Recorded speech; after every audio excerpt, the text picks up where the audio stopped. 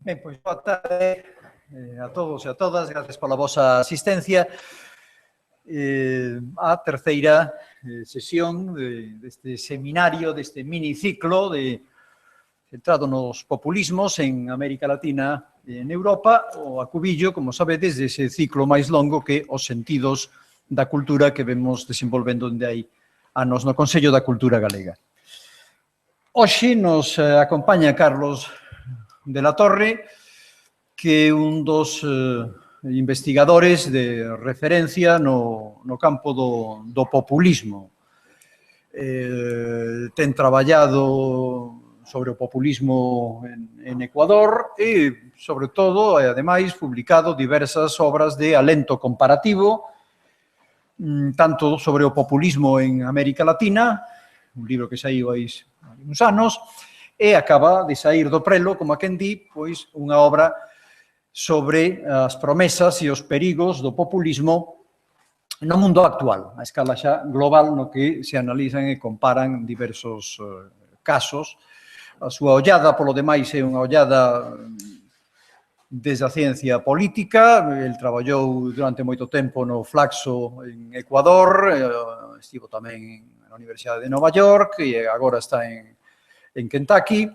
E a súa ollada, como digo, é unha ollada crítica na que os aspectos discursivos do populismo se acompañan de referencia aos liderados e tamén as relacións entre os líderes e as organizacións e os movimentos.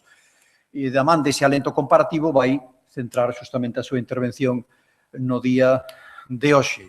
A súa óptica é precisamente non só de comparación entre os diversos casos, senón tamén entre as promesas daquilo que en un momento constituinte pode aportar para desbloquear unha situación o populismo, pero tamén a súa deriva autoritaria e dai esa tensión irresolta e permanente que xa tivemos ocasión de comentar. Sen máis que agradecerlle a súa participación no ciclo, darlle a vida entre nós, pois, cando queras, tienes a palabra.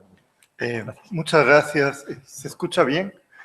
Muchas gracias, Ramón, por la invitación.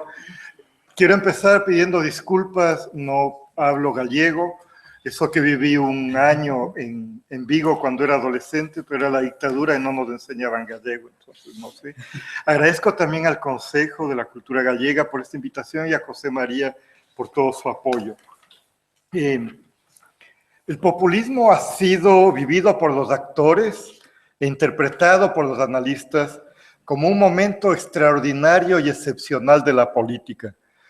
Durante los episodios populistas se invoca la soberanía popular, se desbordan los canales institucionales y constituidos de la política y el pueblo busca reapropiarse de la política.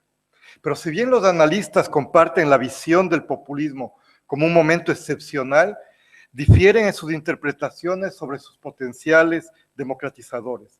Es así que los liberales, siguiendo los reparos y las ambivalencias de Max Weber al carisma, consideran que los momentos populistas pueden a veces devenir en autoritarismos. Esta fue también la preocupación de Gino Germani, el primer sociólogo que lo estudió de manera sistemática en la Argentina, y es la preocupación de teóricos como Steve Levitsky y Kurt Weyland, que más bien ellos, a través de trabajos empíricos recientes, analizan cómo en condiciones de fragilidad institucional los populismos devienen en regímenes competitivos autoritarios. Es interesante que la discusión del populismo latinoamericano, que estuvo marcada por la idea de populismo y democratización en un primer momento, en los últimos años, sobre todo a través de los trabajos de Levitsky y Weyland, va marcada con la discusión de populismo y autoritarismo competitivo. Y Nadia Urbinati, desde una perspectiva más filosófica, señala lo que ustedes ven ahí. Pero claro, esta no es la única, perdón, ya que estamos hablando de populismo y hace mucho calor, me voy a quitar el saco.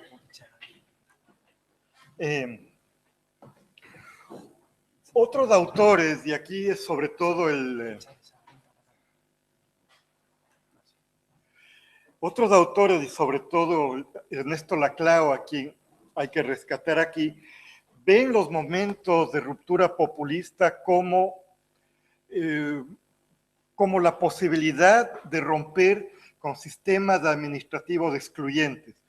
Si bien Laclau no sostiene que el populismo es necesariamente democratizador, para él es la forma de romper con sistemas institucionales que excluyen, es la forma en la cual lo político adquiere validez, y él lo ve de una manera muy positiva, sobre todo como intelectual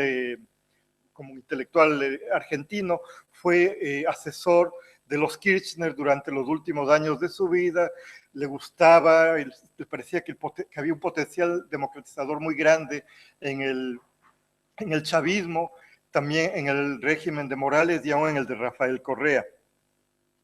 Y otro autor que fue formado por Laclau, Yanis Stavrakakis, que trabaja sobre Syriza, él ve en el populismo la posibilidad de frenar, en el populismo de izquierda, la posibilidad de frenar los populismos xenófobos de derecha en Europa. Entonces el populismo no es solo necesario, sino deseable para Stavrakakis. Y hay un tercer grupo de autores que son más empiricistas, que dicen que la relación entre populismo y democracia depende del contexto institucional, y Casmude y Rovira tienen una serie de trabajos en los que comparan los populismos de derecha excluyentes en Europa de los populismos incluyentes en América Latina. Claro que su trabajo fue anterior a Syriza y Podemos, que son populismos de izquierda. Bueno, antes de empezar, ya que cuando uno habla de populismo, uno puede meter la pata porque desde los medios se usa el populismo para descalificar a cualquier cuestión que aparezca como alternativa, como algo peligroso. Quiero explicar a qué me refiero yo con populismo.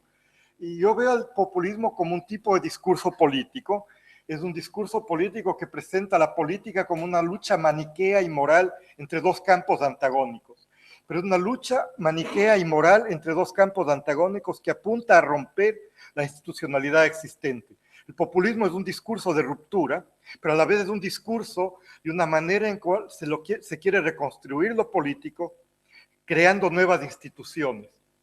Ahora, la lógica populista, y aquí yo sigo a Laclau, es una lógica de creación de identidades políticas que polariza y simplifica la sociedad en dos campos nítidos y antagónicos. El pueblo, por lo general, por esto es un debate que voy a reconstruir en mi charla. Por lo general, los populistas construyen al pueblo como uno, ¿no? Como una entidad fija, indiferenciada y homogénea, pero hay otras formas populistas de construcción del pueblo.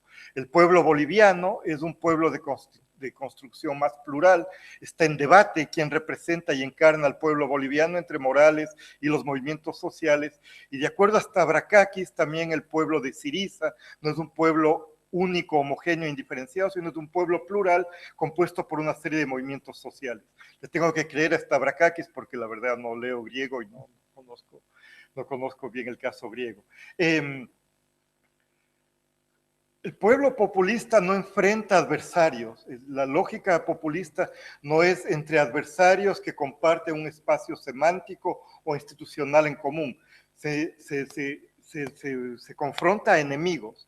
Claro, a diferencia del fascismo que buscó la eliminación física del enemigo interno y externo, el populismo ha construido al enemigo como un enemigo político, al cual se le reprime, al cual se le quitan espacios pluralistas, pero los populismos no han llevado esta lógica a los extremos de la eliminación del antagonista, la eliminación física. El líder es fundamental en la idea de populismo, eso lo señala Laclau a nivel teórico, y otra gente que también ha visto el populismo como una estrategia política, por ejemplo, Kurt Weyland.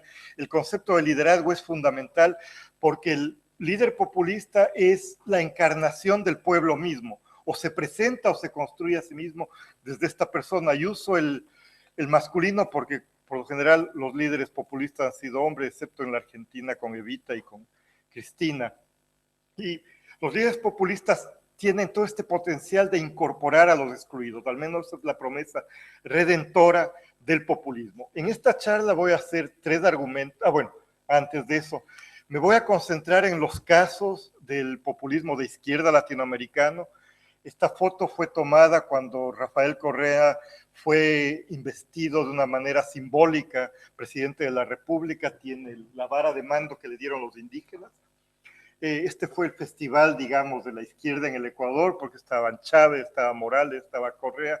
Era el momento, digamos, de irrupción de la promesa de poder constituyente que iba con el correísmo. Entonces voy a hablar de Venezuela, Bolivia y Ecuador. También voy a hablar algo de Maduro, el pobre no está en la foto, entonces no salió ahí. Y voy a utilizar mi trabajo reciente sobre el populismo y también esta charla para mí me ayuda a sistematizar mis ideas de un nuevo libro que estoy preparando. Entonces, mi trabajo comparativo sobre populismo en el siglo XXI en Latinoamérica, las promesas y los riesgos del populismo y un trabajo más concentrado en el Ecuador. Y voy a hacer 3 argumentos. El primer argumento, y pongo esto porque a veces a lo que está en una charla muy larga, a veces se olvida de qué es lo que quería decir la persona que está exponiendo. Además uso PowerPoint porque a veces se dificulta seguir los acentos a veces a los extranjeros, no necesariamente. Será porque enseño en Estados Unidos y entonces estoy acostumbrado a, por si acaso, poner las cosas en escrito. El primer argumento es que los populismos cuando retan al poder pueden ser democratizadores y esto lo voy a desarrollar. El segundo es que durante los episodios populistas la misma idea de pueblo está en disputa y cuando los movimientos sociales tienen el poder de frenar al líder, el líder no puede encarnar al pueblo que él trata de representar y de encarnar. Ese es el caso en Bolivia, yo creo que es más claro, pero voy a contrastar las experiencias boliviana, venezolana y ecuatoriana para ver las disputas alrededor de quién es del pueblo, quién habla por el pueblo, quién encarna al pueblo, quién representa al pueblo. Y el tercer argumento es que cuando el pueblo es visto como uno, el populismo puede devenir en un autoritarismo. Y el otro riesgo, por usar esa palabra, del populismo es la construcción del adversario como un enemigo. Entonces vamos a la fase incluyente del populismo.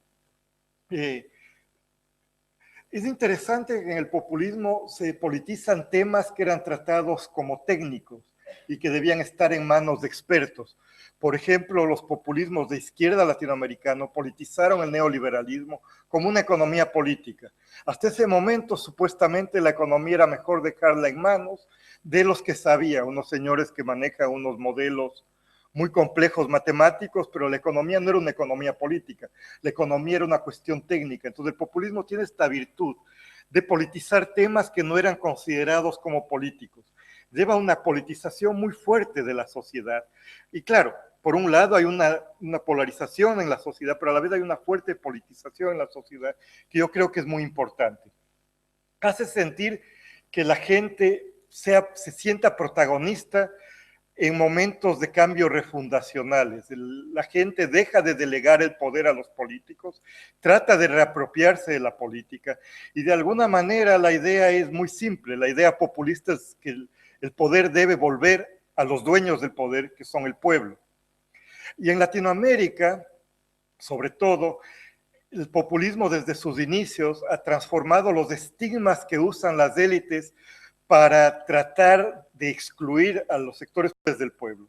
Acuérdense de los Perón transformando la idea de los descamisados, pues en esa época para ir al centro de Buenos Aires había que ponerse chaqueta, o si no, no te dejaban estar en el centro de Buenos Aires, pero la idea de la gente que no usaba la chaqueta, los descamisados, los cabecitas negras, que también les llamaban en Argentina, o los grasas, que les llamaban a los obreros, se convierten con los Perón en el centro de la sociedad, y lo mismo hay todo este proceso de transformar los estigmas del pueblo en virtudes, sobre todo con Chávez, con Morales, en menor medida con Correa, pero Correa también habla de los pelucones, del pueblo contra los pelucones. Y mañana va a hablar, creo que es mañana que viene Pepe, sí. Mañana va a hablar Álvarez Junco. Aquí yo rescato una de sus ideas sobre el populismo, que ven la democracia como una participación en que el pueblo se toma los espacios públicos como un ejercicio de soberanía popular. Entonces, esta idea de la democracia como ocupación de espacios públicos se originó tal vez de forma más dramática en la Argentina, el 17 de octubre de 1945, cuando los obreros salen a rescatar al general Perón, que estaba apresado, pero es la idea de que el pueblo ejerce directamente la democracia, tomándose las plazas, tomándose los lugares en los cuales se ejerce el poder y de los cuales estaba excluido, es fundamental en el populismo latinoamericano. Ahora, ¿por qué llegan al poder Chávez, Morales y Correa?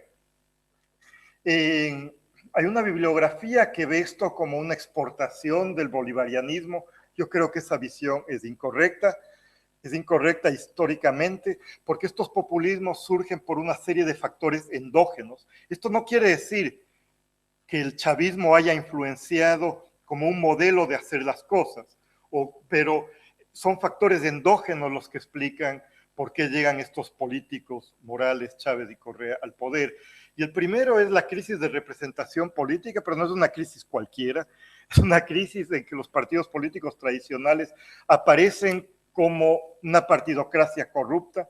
La democracia venezolana, que había sido muy estable y había estado en el poder con una alternancia y era visto Venezuela como un ejemplo para el resto de América Latina, se ve como son regímenes excluyentes. Hay que recordar que la democracia en Venezuela se organiza con la exclusión de la izquierda organizada, con la exclusión del Partido Comunista desde sus inicios. Entonces son regímenes que son vistos como partidocracias que sirven a los intereses del Fondo Monetario Internacional.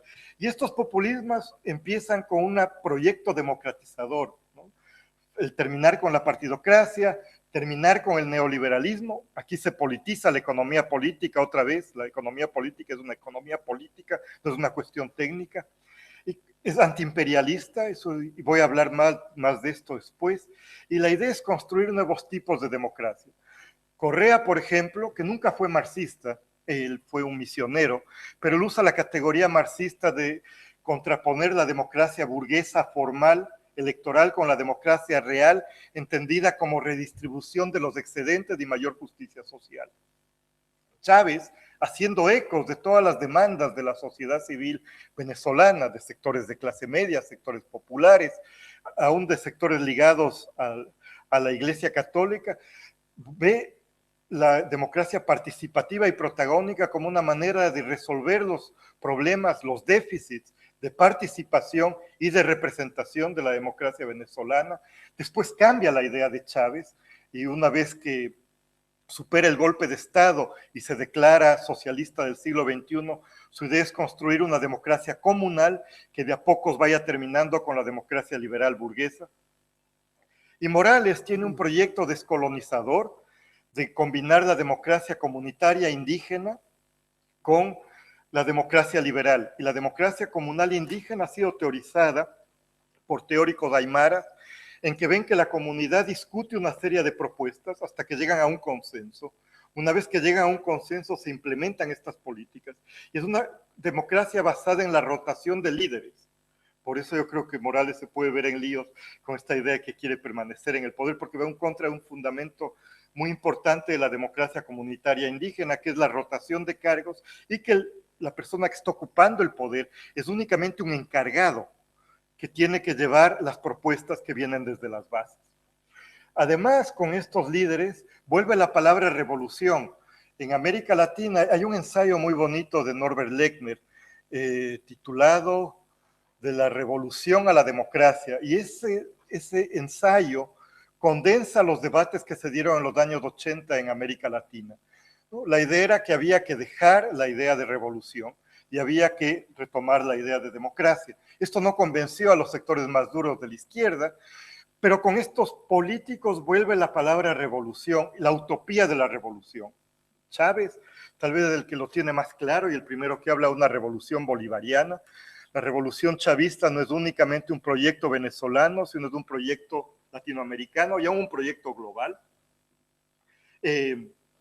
Correa, que no es marxista, no viene del marxismo, pero él y sus seguidores prometieron una revolución ciudadana. Y Evo Morales habla de una revolución anticolonial. Y claro, lo interesante de cómo vuelve la palabra revolución es a través de la idea de refundación, es de la idea de poder constituyente. La mayor innovación de estos líderes fue basar su estrategia en la noción de poder constituyente. Desdeñaron el poder constituido, porque el poder constituido beneficiaba a las élites, y prometieron la refundación de sus patrias para alcanzar la segunda y verdadera independencia. El poder constituyente fue entendido como la capacidad popular para crear instituciones y normativas, como la autoridad capaz de refundar la política, la economía, la moral y la cultura. Y claro, fueron electos con la promesa de convocar asambleas constituyentes, entendidas como pactos y proyectos de sociedad, y las nuevas constituciones que se aprobaron en estos tres países, a la vez que ampliaron los derechos, se dieron hasta derechos a la naturaleza en el caso ecuatoriano, pero en general se ampliaron los derechos colectivos, a la vez concentraron el poder en el Ejecutivo. La estrategia de la revolución también cambia. Ya no es la idea de, siguiendo al Che Guevara, irse a la montaña a empezar una guerrilla. La estrategia es usar votos y no balas. Son revoluciones electorales. Y la estrategia es convocar a elecciones permanentes. Los venezolanos, no me acuerdo si votaron en 13 elecciones o 14 elecciones mientras Chávez estuvo en el poder. Los ecuatorianos hemos votado como en 6 o 7 elecciones. Siempre estamos votando. Entonces, es la estrategia que se usa para desplazar a las élites del poder y construir una nueva hegemonía. Entonces, la legitimidad de estos regímenes viene del momento electoral. Y esa es una característica del populismo latinoamericano. Los populistas clásicos como Perón, Velasco Ibarra lucharon contra el fraude electoral. Estos populistas radicales basan su legitimidad en el ganar elecciones. El momento de votar es libre. Podemos hablar y vamos a discutir cómo el proceso electoral no necesariamente es equitativo. El segundo factor que explica por qué estos líderes llegan al poder son movimientos masivos de resistencia al neoliberalismo. El Caracazo fue uno de los hay gente que dice que fue la primera rebelión antineoliberal. Yo no creo que sea la primera rebelión antineoliberal, pero en todo caso fue una rebelión masiva en contra de los incrementos del precio de los combustibles. Los pobladores de los cerros saquearon los negocios, el ejército intervino y masacró cientos de personas. Chávez no participó en las masacres, pero este momento para él es el momento fundacional para que el ejército no haga eso y el ejército tenga otra relación con la sociedad. En Ecuador, desde el 97 al 2005, 3 presidentes no pudieron terminar su mandato, fueron defenestrados por golpes constitucionales en el Congreso, pero que basaron la legitimidad en insurrecciones indígenas y populares masivas. Los indígenas ocuparon las carreteras, ocuparon las ciudades, luchando en contra de la corrupción y del neoliberalismo. Tanto es así que en Ecuador las reformas neoliberales se aplicaron solo a medias. Rafael Correa, el presidente, tiene un trabajo académico en la revista de la CEPAL, donde demuestra que en Ecuador el neoliberalismo no se aplicó totalmente por la resistencia popular. Ese no es el argumento de él, ese es mi argumento. Y en Bolivia se habló de que hubo una situación revolucionaria. La salida no fue revolucionaria, la salida fue electoral, y esa es la salida a la que apostó el MAS y apostó Evo Morales. Pero sectores de izquierda, como los del Grupo Comuna y García Linera, y tanto como observadores de extranjeros, hablan de que en Bolivia se dio una situación revolucionaria. La tercera causa tiene que ver con la lucha por la soberanía nacional. Me gusta esa foto porque me parece que demuestra las ambigüedades de Correa. Por un lado, a mí y a un amigo francés nos parecía que parecía Mussolini joven, pero bueno, entonces otros amigos nos decían que no seamos tan pesimistas, pero ahí dicen recuperemos la patria. Estos son movimientos que luchan por la soberanía nacional.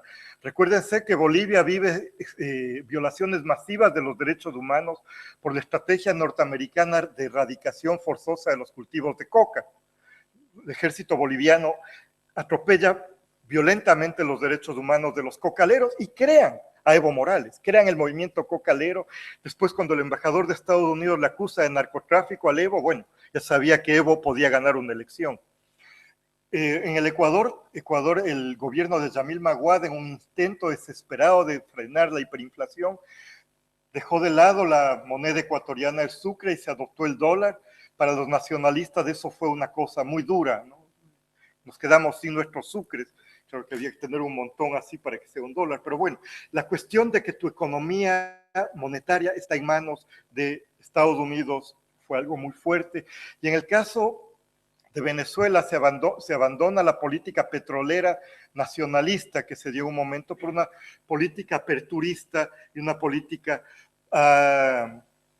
que favorece la globalización. Entonces, estos tres factores, crisis política, una crisis de representación política muy fuerte, movimientos masivos de resistencia al neoliberalismo y la lucha por recuperar la soberanía popular, hablan de las promesas incluyentes que se dan cuando estos gobiernos llegan al poder. Y claro, el populismo es un discurso que permite crear identidades fuertes y movilizadoras, porque simplifica la realidad y simplifica las identidades en dos grupos. El grupo que representa al pueblo, la bondad, el bien, y el grupo que representa a la oligarquía, lo extranjero, lo malo, lo corrupto. Y es un discurso maniqueo que a la vez que busca profundizar la democracia, quiere empoderar al pueblo y se abren espacios para que se debata quién habla en nombre del pueblo, que es el segundo argumento de esta charla. Como señala Laclau, el pueblo es una construcción discursiva. El pueblo es una disputa entre actores políticos, movimientos sociales e intelectuales. Claro que cuando se habla del pueblo hay que preguntarse quién habla en su nombre. La política es una disputa por quién puede hablar en nombre del pueblo. Y los políticos obviamente no son los únicos que dicen hablar y encarnar al pueblo. También los sectores de la sociedad civil y sobre todo los movimientos sociales dicen ser la voz verdadera del pueblo. Y aquí es interesante, cuando los movimientos sociales son fuertes, aunque sean débiles también, sus interpretaciones de cuáles son los intereses del pueblo pueden chocar con las imágenes que tienen del pueblo los líderes populistas. Ahora, por lo general, y esto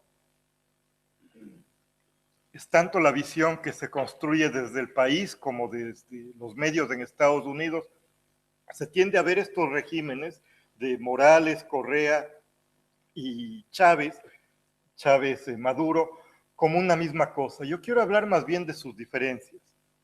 Voy a empezar con Bolivia. En Bolivia hay un populismo participativo desde abajo. Esto es muy importante porque los movimientos sociales en Bolivia son movimientos sociales muy fuertes. Evo Morales llega al poder en el momento de mayor fuerza de la protesta popular. Y aun cuando Evo quiere hablar en nombre del pueblo, ¿qué es el pueblo? ¿Quién lo representa y cuáles son sus intereses? Entra en disputas. Por ejemplo, cuando se trató de subir el precio de la gasolina, hubo una gran insurrección popular y Morales tuvo que dar el piso atrás. Cuando se quiere construir una carretera que vaya por el Parque Nacional El Tibnis, se levantan los sectores indígenas de la Amazonía en nombre del pueblo boliviano, en contra de un presidente que dice ser la encarnación del pueblo boliviano. Claro que es la encarnación aymara de la serranía de lo que sería el... Entonces, también en el populismo en Bolivia es participativo y desde abajo, porque cuando sube Morales, la oposición es muy fuerte en la media luna. Hay aún el miedo a que haya una guerra civil o una separación de Bolivia. Entonces Morales tiene que contar con los sectores populares para enfrentar a una oposición fuerte. El caso ecuatoriano es lo contrario. En el caso ecuatoriano yo llamo y he escrito sobre esto, que Correa es un tecnopopulista. Por un lado, Correa es un señor que tiene un doctorado en economía por la Universidad de Illinois, en Urbana, Chicago, tiene una maestría en Lovaina, y Correa habla todos los sábados por 3 horas al pueblo ecuatoriano y se sienta como yo y da cátedra. Claro que tiene muy buenos PowerPoints, no PowerPoints así malucos como el mío. Entonces, Correa te da cátedra de economía, de las leyes que él quiera dar, es el profesor de la nación. Él habla, la gente le escucha, toma nota, aplaude. Pero a la vez, claro, eso puede ser muy aburrido porque oírle a un señor hablar de economía o dar cátedra por más de media hora y ya te duerme. Esto lo mezcla Correa con un discurso populista antagónico muy fuerte, en el que confronta enemigos. Por un lado, los partidos políticos tradicionales, pero sobre todo los líderes de los movimientos sociales críticos, la izquierda organizada y los periodistas son puestos de un mismo saco como los enemigos de la revolución. Y claro, el correísmo es un tecnopopulismo porque Correa surge y llega al poder cuando los movimientos sociales están en crisis. Si en los años 90 los académicos decían que el movimiento indígena ecuatoriano era el más fuerte, para el año 2003 ya ha perdido su capacidad movilizadora por una serie de errores del movimiento indígena. Sobre todo, yo creo, fue meterse en un golpe de Estado en el año 2000, ellos le llamaron una sublevación, y después apoyar al gobierno neoliberal de Lucio Gutiérrez. Pero en todo caso, los movimientos sociales son mucho más débiles cuando surge Correa y no tienen la capacidad para mantener actos de protesta sostenidos en el tiempo, que es la única cosa que los sectores populares pueden hacer. Tomarse las calles, ocupar espacios públicos, no dejar gobernar por un periodo largo. Esa capacidad lo pierde. También la oposición en Ecuador es fragmentada. Correa, si bien molesta a sectores de derecha, es un señor católico, ha estado en contra del matrimonio gay, del aborto, es un señor que va a misa. Los mayores beneficiarios de su política económica han sido los grandes grupos financieros, los grandes grupos que trabajan con la agroindustria. No ha habido ningún ataque a la propiedad privada, como hubo en Venezuela. Y entonces la participación popular en el Ecuador se ha estatizado. Tenemos un Consejo Nacional de Participación Ciudadana, al cual tú eres elegido por un concurso de méritos. Es como, no sé, yo qué sé, como los concursos de méritos que ustedes españoles se pasan teniendo. Tú presentas tu currículum y tomas un examen y te dan puntos, pero eso no tiene nada que ver con la participación ciudadana, es una estatización de la participación ciudadana. Y Venezuela está en el medio de los dos. Por un lado es un populismo participativo muy fuerte, pero es un populismo participativo desde arriba. Ha habido una gran creación de instituciones de participación, los círculos bolivarianos, los consejos comunales, las mesas técnicas del agua, etcétera, etcétera. Chávez siempre estuvo inventando instituciones participativas y lo interesante es que en estas los sectores populares participaron de manera muy fuerte y se sintieron que ellos estaban rigiendo sus propios destinos. Entonces, si tú hablabas con gente y hiciste estudios en los consejos comunales, la gente se sentía empoderada. Claro, las direcciones grandes venían desde arriba, pero para resolver los problemas en el barrio, la gente se sintió muy inspirada. Y hay trabajos etnográficos muy bonitos sobre cómo los sectores populares se inspiraron en el chavismo. Hay una socióloga americana, Sujata Fernández, que tiene un trabajo muy lindo sobre cómo las mujeres se sintieron empoderadas en estas instituciones chavistas. Y claro, cuando surge Chávez al poder, los movimientos sociales en Venezuela son muy débiles. Por un lado hay grupos corporativos que son controlados por el Partido Socialdemócrata, pero que no incorporaron a los sectores que se desempeñan en la economía informal. Entonces, había mucha gente desorganizada, que es organizada por Chávez, que además Chávez desde el principio tiene que pelear con una oposición de clase media muy fuerte y muy bien organizada. Entonces también moviliza a los sectores populares para enfrentar a la oposición. Entonces, el populismo en Venezuela es un populismo participativo desde arriba. En Bolivia la participación viene desde abajo. En Ecuador solo participamos para votar.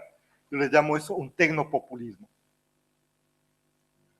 Unas fotos que yo creo que de alguna manera ilustran esto es, a mí la cosa de Bolivia me parece muy interesante por la vaina indígena, la fuerza que tiene lo indígena, y Evo Morales no siempre se vio a sí mismo como indígena, él era un líder sindical, era un mestizo sindicalista, que después redescubre lo indígena, tal vez de una manera estratégica, pero da igual, las identidades son creadas y cada cual puede buscar la identidad que quiera, pero hay un empoderamiento muy fuerte de lo indígena y de los rituales indígenas. Esa es la segunda toma de poder de Evo. En el caso de Correa, bueno, tienen ahí Correa le ha dado ahora por andar en un Hammer y andar con los granaderos de Tarqui, que son los soldaditos del siglo XIX ecuatorianos, y andar con toda la idea de majestad del poder, ¿no? Él se siente la majestad del poder, y si le haces malas señas, se le saca del dedo, vas preso. Hay muchachos que han ido presos, adolescentes, porque ¿qué hace un adolescente a tu político? Le saca el dedo si puede, ¿no? O le haces así al menos. Y lo interesante es que Correa empezó con su primera campaña electoral, a mí me pareció muy interesante, porque Correa era un profesor de economía que daba unas charlas que te morías del aburrimiento. Él estaba dando una cátedra, entonces le dijeron, mira Correa, así no se hace campaña. Entonces le dijeron, tú das una idea simple, ponemos música, todos bailamos y creamos una sensación de participación de todos. Y eso hacía, y Correa bailaba muy mal, era católico, dice él que nunca bailó hasta esa campaña, y para ser guayaquileño bailaba muy mal, pero bueno, aprendió a bailar. Tiene voz de tarro, pero cantaba, pero la idea es que era una verbena. La revolución ciudadana era todo haciendo una revolución en contra de la partidocracia, pero devino en eso por una serie de razones que podemos hablar. Y en Chávez yo creo que la importancia es, por un lado, el militar revolucionario, pero la idea del militar, que a mí siempre se me paran los pelos con los militares, crecí en dictaduras, lo siento, por más de izquierdas que sea, un militar es un militar, pero a la vez la empatía que tiene con los sectores populares y el cariño que le tenían los sectores populares.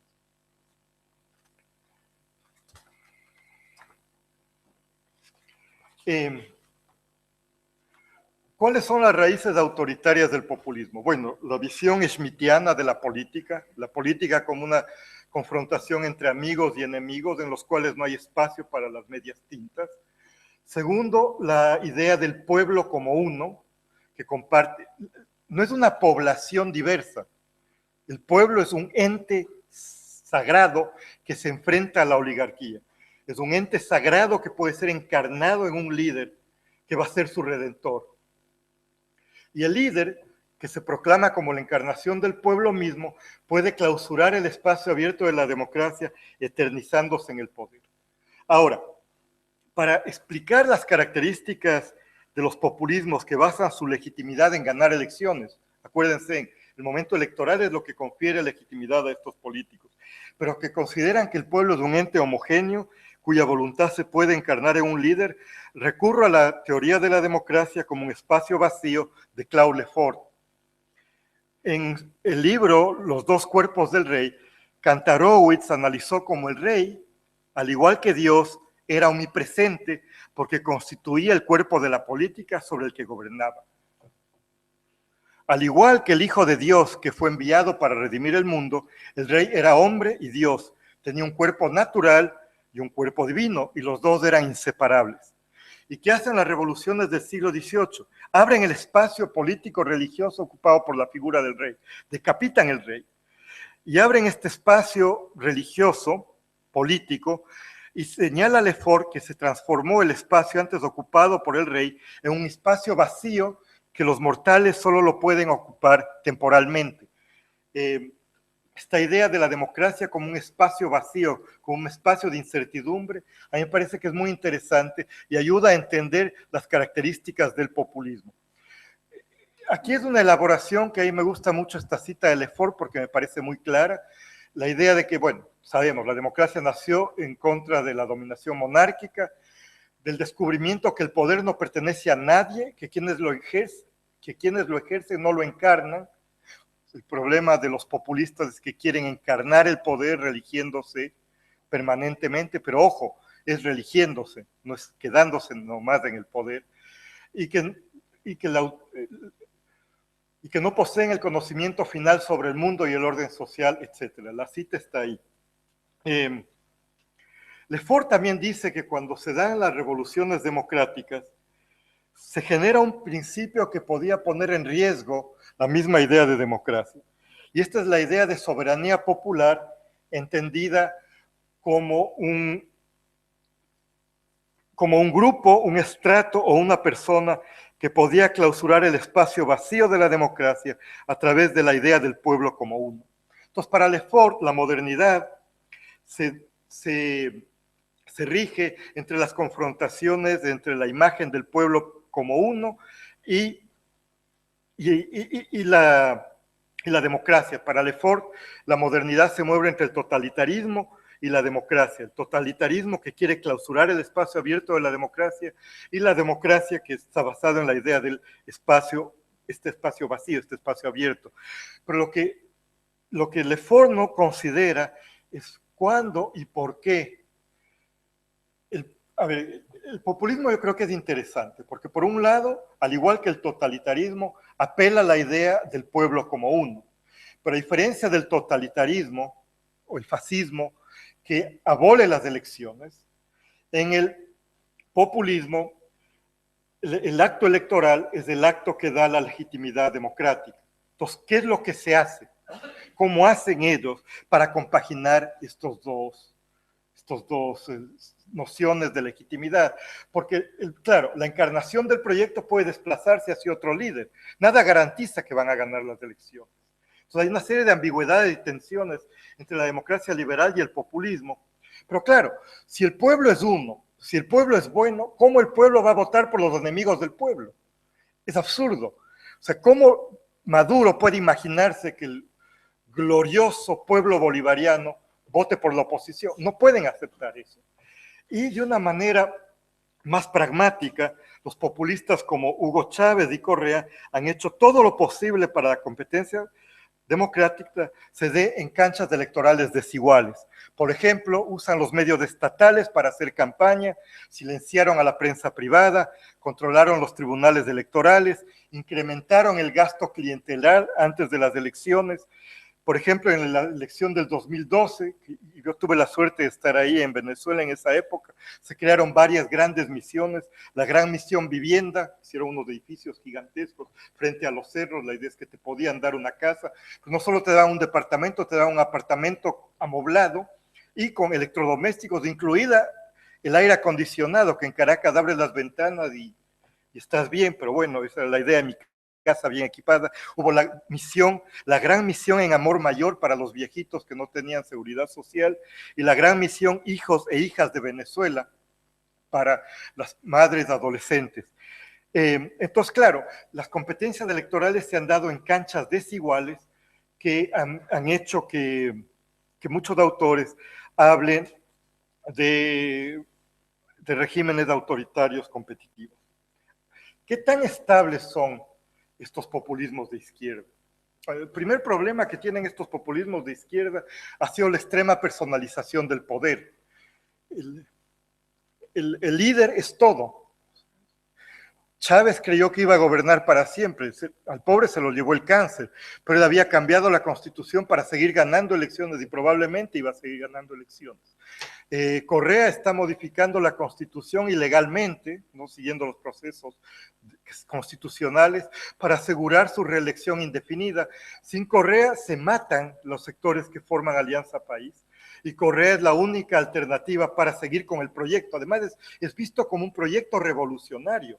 Un proyecto es la segunda independencia, no es que llega un político más y está por unos años y después se va. No es del señor Obama, que será, espero, reemplazado por Hillary, aunque da un poco de pereza a otro Clinton, pero frente a las alternativas republicanas nos pone hasta rezar. Pero Morales también está buscando quedarse en el poder, siguiendo eso sí los procesos constitucionales, más que Correa, a través de un referéndum.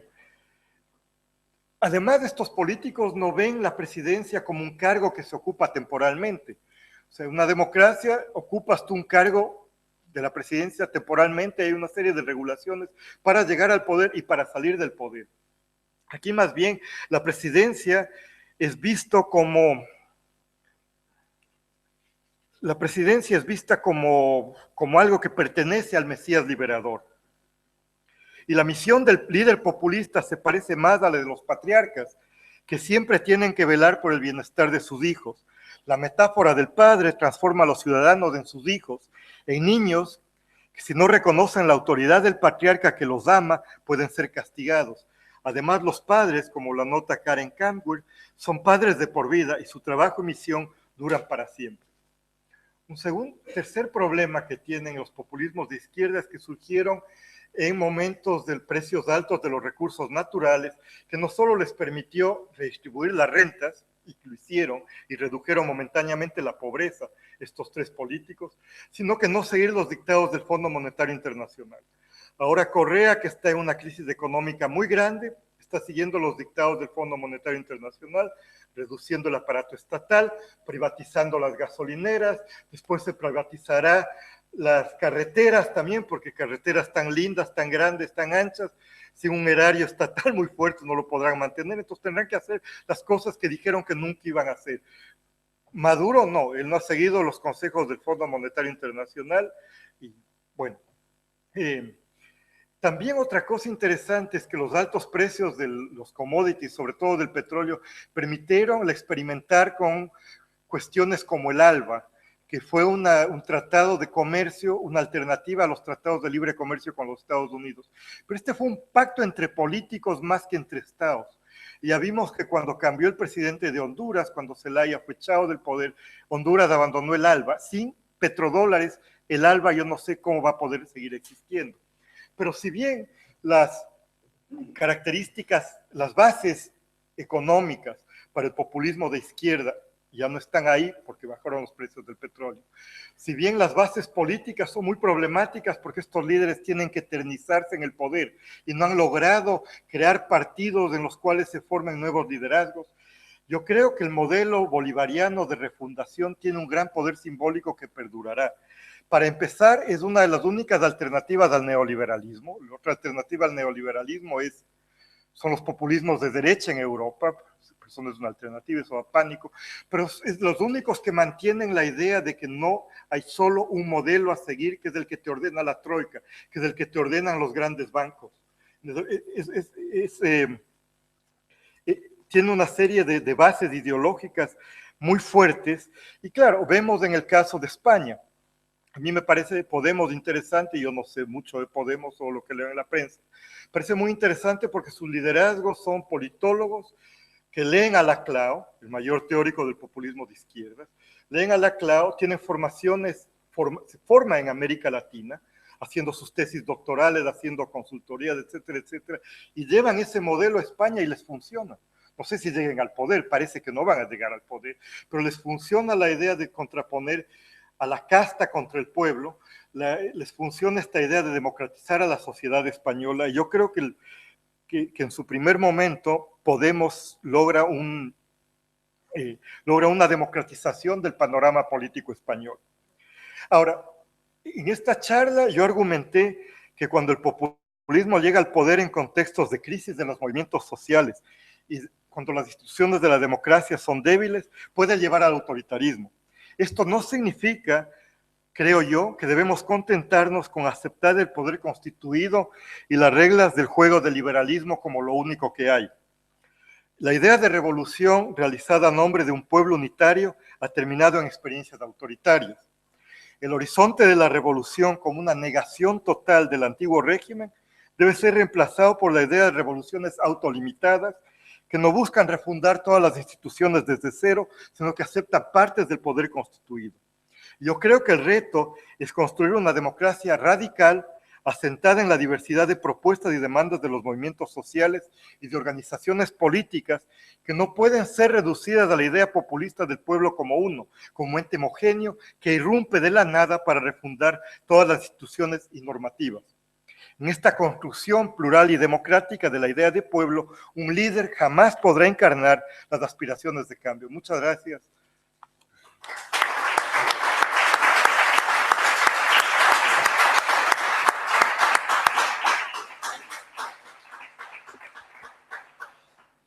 Moi ben, moitas grazas. Comezamos o debate, por favor. Cuestións? Aquí diante.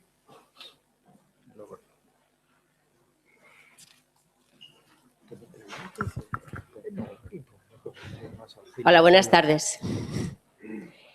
Cuando ha comentado ahora al final que Podemos puede contribuir en España a democratizar la sociedad española, ¿quiere decir con eso que vivimos en nuestro país una democracia de baja intensidad? Una primera pregunta. Y una segunda cuestión, señalaba que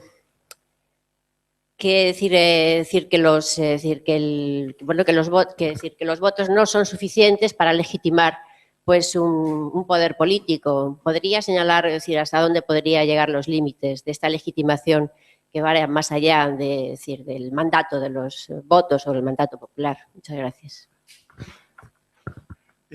Muchas gracias. Voy a empezar con su segunda pregunta. Yo no digo que los votos no son suficientes para legitimar un modelo político. Lo que trataba de explicar, y tal vez, y le agradezco mucho por su pregunta, porque me permite clarificar, es que en estos populismos de izquierda latinoamericanos, por un lado, la legitimidad viene del voto. Hasta este momento las elecciones se han llevado en condiciones más o menos, el momento de votar ha sido libre. Ya Maduro dice que si pierde no abandonará el poder, pero está cambiando las reglas de juego de estos populismos radicales de izquierda. Entonces, el voto es lo que da legitimidad, pero a la vez el pueblo es visto como uno. Entonces, ¿cómo compagina de esto? Si el pueblo es uno, cuya identidad es siempre buena, el pueblo es puro, el pueblo es encarnado por un líder, el pueblo no puede votar en contra de los intereses del pueblo que están encarnados en un líder. Entonces, ¿qué es lo que han hecho estos líderes? Por lo general es sesgar el campo electoral, hacer un campo electoral en los cuales la oposición no pueda competir en condiciones de igualdad.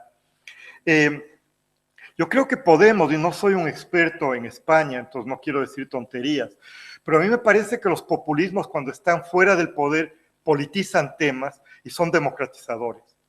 Y yo creo que eso se ha visto en el caso de Podemos. Se ha politizado la economía política como una economía política. Se han llevado una serie de temas que no estaban en la discusión política a la discusión acertada, o no tengo idea. Y también cuando se habla de los riesgos del populismo, hay que ver que los populismos de izquierda latinoamericanos surgieron en condiciones del colapso de las instituciones políticas y de los partidos políticos. Y en regímenes presidencialistas, ojo, ustedes tienen un régimen parlamentario, aquí hay que pactar. Entonces, por más grave que sea, en el supuesto que sea, no podría ser lo mismo.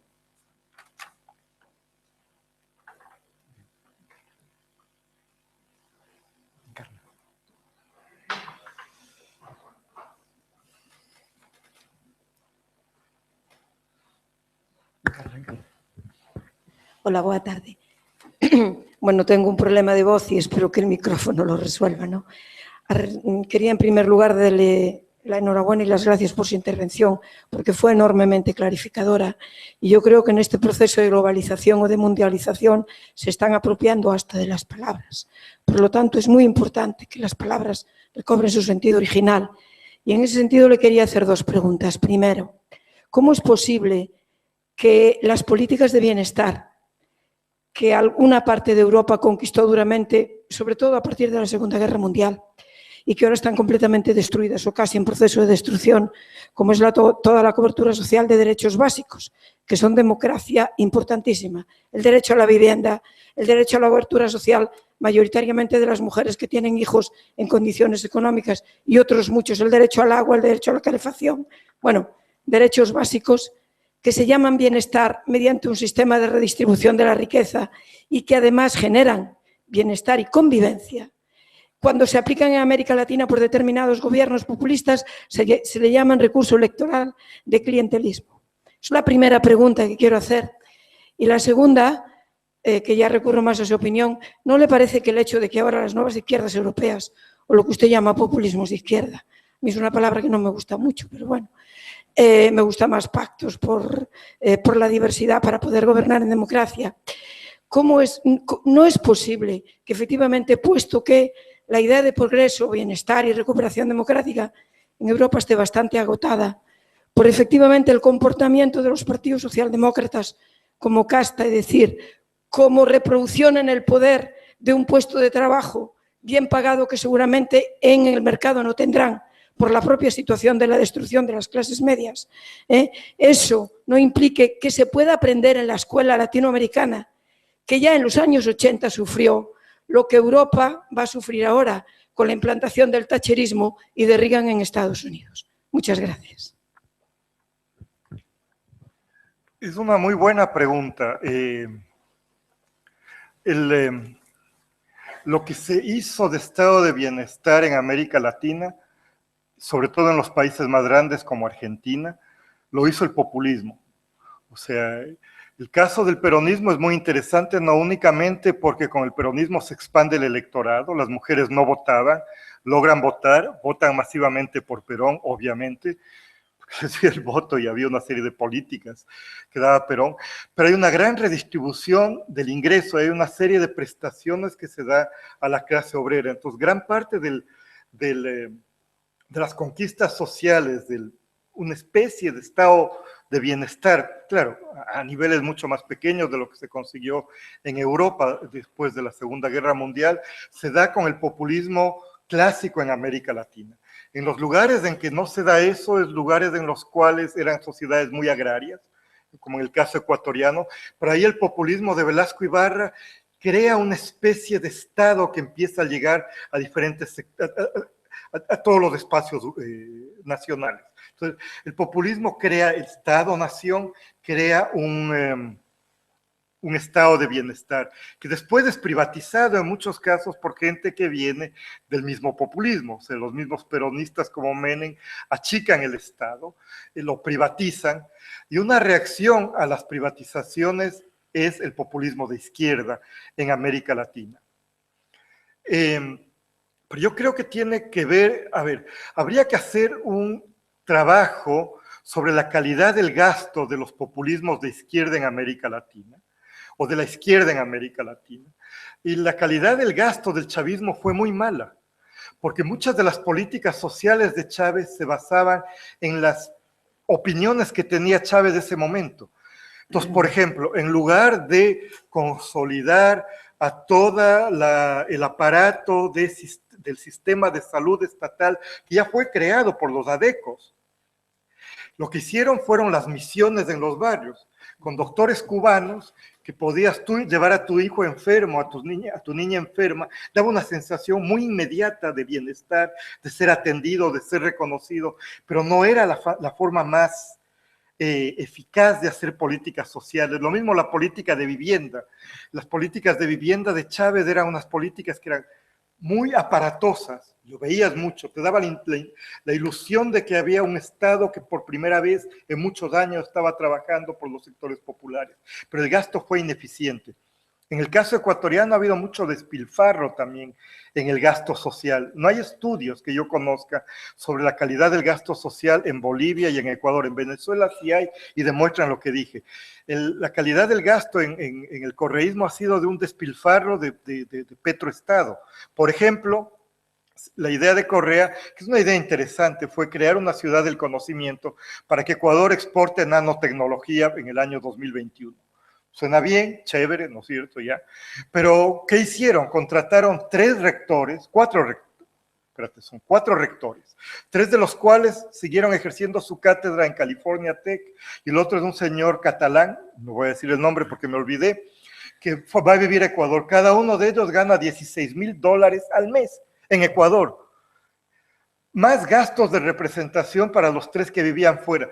Todo esto en un contexto en que la universidad pública no tiene suficientes recursos. Entonces, la calidad del gasto del populismo es muy eficiente en demostrar que el presidente quiere redistribuir el ingreso, quiere incorporar a los pobres, y muchas veces estos gastos se han hecho con criterios clientelares. Entonces, sí, tiene usted razón, no es que hablar, yo creo que la cosa que va a perdurar de los populismos de izquierda latinoamericanos es, por un lado, la ideología de que hay alternativas al neoliberalismo. Yo creo que eso es fundamental y eso es muy bueno. Segundo, que la economía política es una economía política y que tiene que ser discutido como una economía política, no una cosa para los economistas que manejan modelos macroeconómicos, que no entienden nada, pero saben lo que quieren decir. Yo creo que esas dos cosas son muy democratizadores, y esta vaina y este interés de redistribuir el ingreso hacia los más pobres. O sea, la solidaridad con los sectores más excluidos. Y en el caso de Venezuela y de Bolivia, también el empoderamiento de los sectores racialmente considerados como inferiores. En el caso de Evo Morales, todo el empoderamiento para los sectores indígenas y el que por primera vez se les considere como iguales. En el caso de Venezuela, el politizar las relaciones étnicas en Venezuela, un país que decía que era café con leche, pero sabemos que cuando dicen café con leche en América Latina siempre les gusta más la leche que el café. O sea, hay una serie de privilegios de la blancura. En el caso ecuatoriano ha sido diferente porque Correa irrumpe en contra del movimiento indígena. Y si en los años del neoliberalismo multicultural hubo algo bueno en Ecuador, fue que fue políticamente incorrecto en el sentido norteamericano usar frases racistas en presentaciones públicas. Correa a lo largo, desde el año 2007, se pasa insultando a los líderes indígenas, les llama mediocres, limitaditos, ponchos dorados, sandalias doradas. Si eso dice el presidente, todos sus seguidores, no todos, algunos de sus seguidores en los periódicos estatales han dado amplitud a que todos sus imaginarios racistas fluyan diciendo que los indígenas están en contra del progreso, etcétera, etcétera. Entonces, los casos son diferentes, pero yo creo que los tres combinan esta idea de crear políticas públicas en beneficio de los sectores populares. El problema ha sido la calidad del gasto. Me expandí mucho en la respuesta, lo siento. Jorge.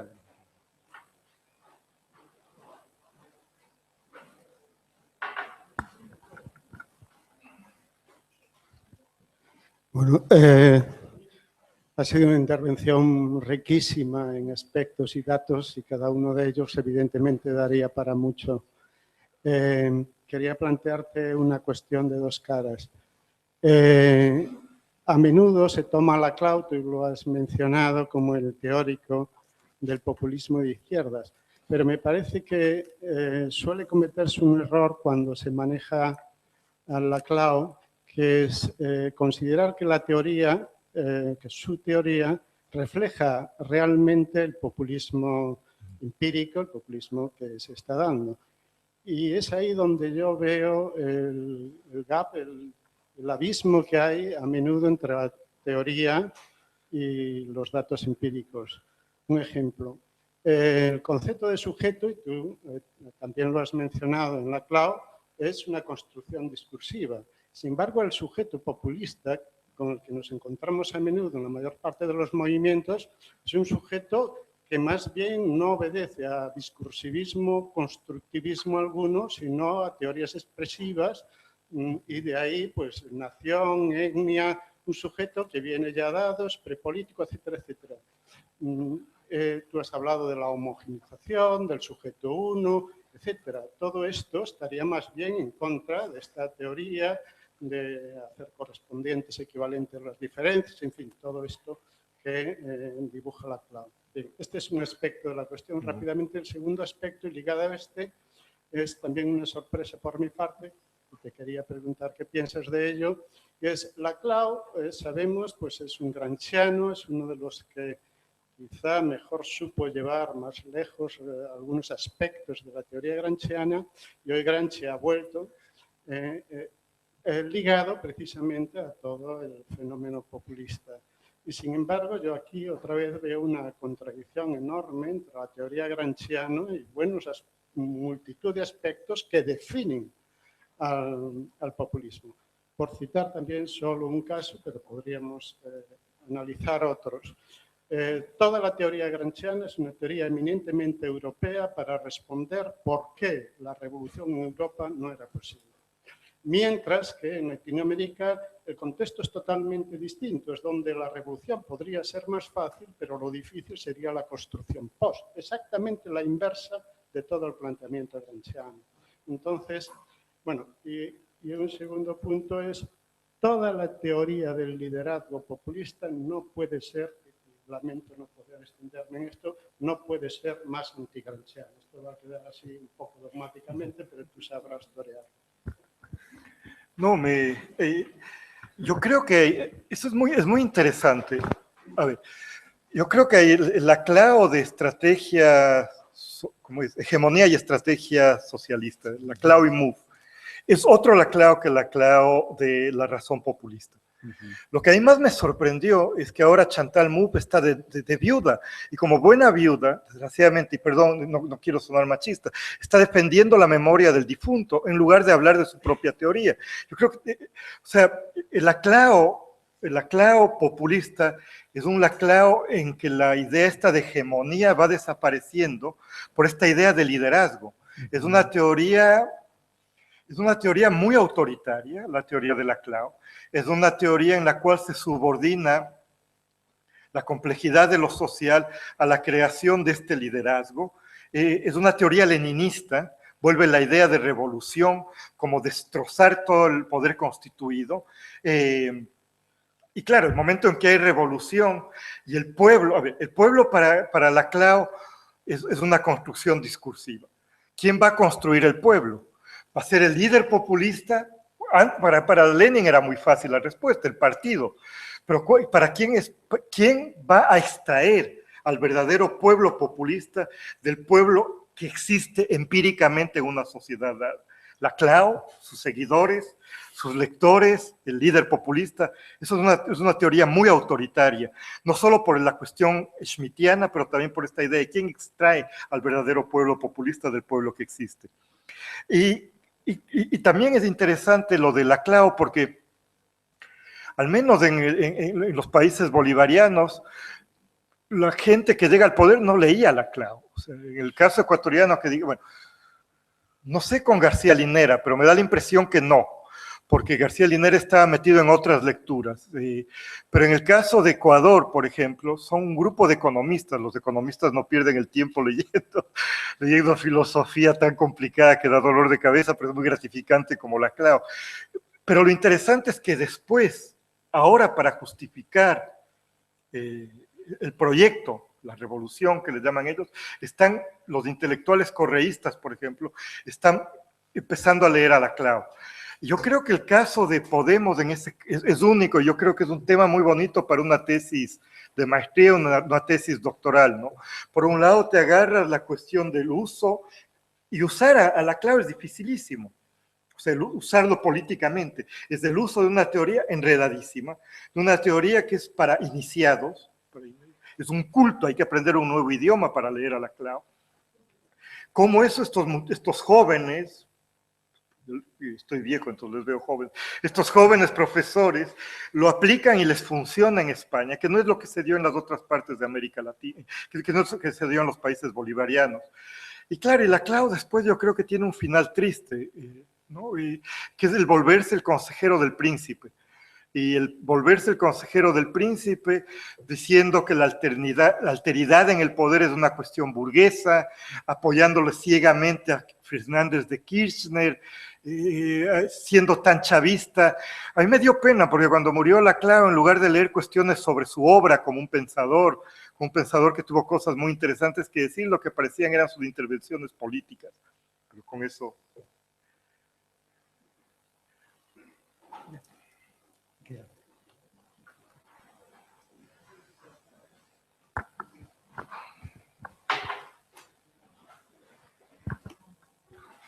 Hola, gracias. Bueno, antes que nada también unirme a las felicitaciones sobre la charla. Y luego, bueno, 3 cuestiones, a ver si logro serlo rápidas y concisas. Las 2 primeras relacionadas con Venezuela. En primer lugar, porque bueno, hablas del Caracazo y bueno, yo estoy de acuerdo en que el Caracazo es, digamos, el final un poco de los partidos tradicionales. O sea, después de eso cae en desgracia y bueno, la democracia cristiana se divide y es cuando llega Convergencia con Rafael Caldera al poder y todo eso es cierto, ¿no? Pero me extraña que a lo mejor no se mencione los sucesos de 1997, que si bien es cierto que no fue, digamos, una revolución social, pero una vez que hay la crisis asiática, que los precios del petróleo bajan, que en Venezuela se une a que se estaba pensando semi-privatizar PDVSA, que yo creo que ahí sí que existen una serie de movimientos sociales que a lo mejor no son muy fuertes, pero que es cuando empieza más o menos el discurso más fuerte contra el neoliberalismo de soberanía nacional. Sí. Y si bien es cierto que... Entonces no sé si tú sabes bibliografía o porque en ese caso no, digamos, no lo unes un poco a eso, porque a mí me parece que es importante, ¿no? Y ligado así, segunda cuestión, también en el caso venezolano sería un poco distinto precisamente porque ya hay una ruptura que viene justo del Caracas, quiero decir, el oponente de... Yo no podía votar, pero bueno, tenía ya... estaba cerca. El oponente de Chávez también hablaba, digamos, de un proceso constituyente. Bien es cierto que Chávez sí que metía, digamos, a los excluidos, a las etnias. Probablemente no se había metido tanto ya con lo del racismo, pero quiero decir, la gente solía que hubo un momento que Chávez era de traje, de corbata. O sea, que las elecciones no fueron tanto ese primer Chávez y esa primera Venezuela, o sea, sí que ya hablaba, digamos, incluso los medios de comunicación estaban a favor de él, no todos, pero muchos. Entonces no hay ahí también una pequeña diferencia. Y en tercer lugar y último, sobre lo que se comentó antes, no sé si cuando hablas de que se empuja a nivel electoral a través de, bueno, de los medios de comunicación, o sea, que se pone la balanza a favor de los populismos, ¿no? A la hora del reto electoral. Sí, que vamos, que dominan la prensa y que todas estas cosas, que se habló de, ¿cómo se llama?, de las políticas, digamos, para paliar la pobreza, que tú pones, bueno, de las misiones, que hablaste efectivamente de las misiones que en el 2012 Chávez las hizo. Entonces mi pregunta también va un poco, ¿no crees que esa esa idea tuya y que la pones ahí, es un poco peligroso, ya que en Latinoamérica muchas veces cada vez que alguien va a luchar contra la pobreza se le acusa de populismo y que después incluso si ya nos vamos un poco así al mundo entero, yo creo que en año electoral, podemos llamarlo así, no sería eso también, digamos, electoralismo. Entonces, ¿hasta qué punto, pues, también el electoralismo sería populismo diferente? Quiero decir, aquí puede haber también casos de que en año, pues, te prometo tal cosa, ¿no? Entonces, no sé hasta qué punto, y nada. Tienes toda la razón. O sea, yo uso el Caracazo porque es una charla y porque de alguna manera todos nos... O sea, fue un momento de explosión urbana muy fuerte, pero en Venezuela hubo una serie de movimientos populares y no tan populares, también de clases medias, que estaban buscando la democracia participativa. Y eso a mí me parece que es muy interesante en Venezuela, son todas las teorizaciones que vienen desde el COPEI, desde la iglesia, desde la izquierda, Causa ERE, etcétera, etcétera, que están buscando cómo superar los problemas de participación y de representación de esta democracia que era vista como la más estable. Tienes también toda la razón en que Chávez hay varios periodos. Yo sigo por lo general el trabajo de Margarita López Maya, entonces ella ve al menos 3 periodos en el chavismo: un periodo electoral, un periodo más participativo y después un periodo mucho más autoritario que se da luego de que Chávez se declara que va a construir el socialismo del siglo XXI, el partido único, etcétera, etcétera. Entonces sí, yo creo que en el chavismo hay que tener muy en cuenta lo de los diferentes periodos. En el caso de Correa también se habla de 2 periodos del correísmo: un periodo jacobino, que es el periodo de la constituyente, que es participativo, y después del periodo que los izquierdistas que estuvieron con Correa llaman el periodo de la traición de Correa a la izquierda. En el caso ecuatoriano yo creo que desde un principio hubo una tensión muy grande entre una revolución ciudadana basada en la participación de todos, en que Correa era un líder más, y la construcción de la revolución ciudadana como Rafael Correa. Hasta las siglas son lo mismo, ¿no? Revolución Ciudadana igual Rafael Correa, que es lo que los publicistas hicieron. Entonces, en el caso de Chávez, yo estoy de acuerdo, ha habido varios periodos. En el caso ecuatoriano veo más continuidades. El concepto de populismo siempre es riesgoso, yo no sé por qué, yo creo que soy muy masoca, porque me he quedado trabajando con este tema por muchos años. Entonces, siempre tiene el problema que claro, que muchas veces se usa el concepto de populismo para hablar de la irracionalidad de los sectores populares, ¿no? Los sectores populares son poco preparados para la democracia, por lo que siguen a un charlatán populista. Segundo, el populismo es un peligro para las políticas prudentes neoliberales. Las buenas políticas públicas tienen que ser no populistas. Esto es recortar el ingreso, reducir el Estado, etcétera, etcétera. Entonces, claro, al principio, cuando yo empecé a trabajar sobre el populismo, estas eran las 2 visiones dominantes. Había la de Laclau, porque para Laclau siempre el populismo fue algo positivo y democratizador y revolucionario. El Laclau del libro ese en el que está hacia la teoría populista. La razón populista. No, el primero de él. Testimonía. No, antes de ese. El que tiene un ensayo de populismo, uno de fascismo, sí, y uno de feudalismo en América Latina. Me olvidé el título, el Alzheimer. O sea, para Laclau el populismo siempre tenía esta posibilidad democratizadora. Entonces yo creo que ahora, lo interesante es que ahora las teorías más fuertes sobre populismo son teorías del populismo como un potencial democratizador, desde la izquierda. Pero los liberales politólogos más empíricos americanos lo ven como algo que lleva necesariamente hacia el autoritarismo competitivo. Pero sí, hablar de populismo a veces uno cree, o sea, terminan... Yo no creo, o sea, yo creo que el concepto de populismo es muy útil para entender estos procesos. Yo creo que no hay que dejar ese concepto. Hay que resistir a las visiones del populismo como irracional, sea irracional la irracionalidad política de los pobres o la racionalidad de políticas públicas que favorezcan a los sectores populares. Y hay que buscar un concepto de populismo en el que dé cuenta esta idea de ruptura, los potenciales democratizadores, pero también las condiciones bajo las cuales puede llevarte al autoritarismo. Perdón, reducción de nuestro tiempo, ¿te referías al libro de la... No. Muy bien, estamos aquí. Yo también me uno a las felicitaciones anteriores porque creo que la ponencia que has expuesto ha sido magnífica, sencillamente. Y no solo porque algunas de las cosas que has dicho coincido con ellas, en fin, frente a otras posturas anteriores, ¿no? Yo tendría un par de preguntas y una observación. En primer lugar, yo creo, coincidiendo con la intervención anterior, que el poder constituyente no es desdeñable. Creo que la actuación de un ejecutivo en acciones de poder constituyente es perfectamente válido y hay el caso muy concreto del proceso bolivariano. Las asambleas constituyentes que se crearon pues fueron muy eficaces. Una prueba de esa eficacia fue una constitución magnífica en la letra, desdichadamente solo la letra, como fue la Constitución bolivariana. Tiene figuras, desde mi punto de vista, que aparecen en muy pocas constituciones. Yo soy un modesto estudioso de todo eso, hice un pequeño trabajo de investigación sobre la Revolución Bolivariana en su momento y considero que la Constitución bolivariana, insisto, es muy completa. Que la praxis, desdichadamente, haya desdibujado todo eso es otra cuestión. Entonces yo creo que el poder constituyente puede tener mucha validez en momentos determinados. No en todos los casos, pero sí en algunos. En eso, repito, me adhiero a la tesis anterior. Después, otra cuestión que me llama mucho la atención es, haciendo un paralelismo, por ejemplo, entre países latinoamericanos, por ejemplo, entre Perú y Ecuador, ¿no? Ecuador, por ejemplo, en el populismo ecuatoriano se nota, desde mi punto de vista, haciendo un pequeño estudio así mental, de una identificación en cuanto a la clientela, por decirlo con todos los respetos. Velasco Ibarra estuvo durante 5 mandatos, Bucaram estuvo poquísimo tiempo y ahora tenemos el caso último, ¿no? En todos los casos, la población, digamos, atendida era del mismo color. En cambio, en Perú, curiosamente, los populismos tuvieron diversos colores. Es decir, hubo un populismo de ultraderecha, el APRA, allá de la Torre.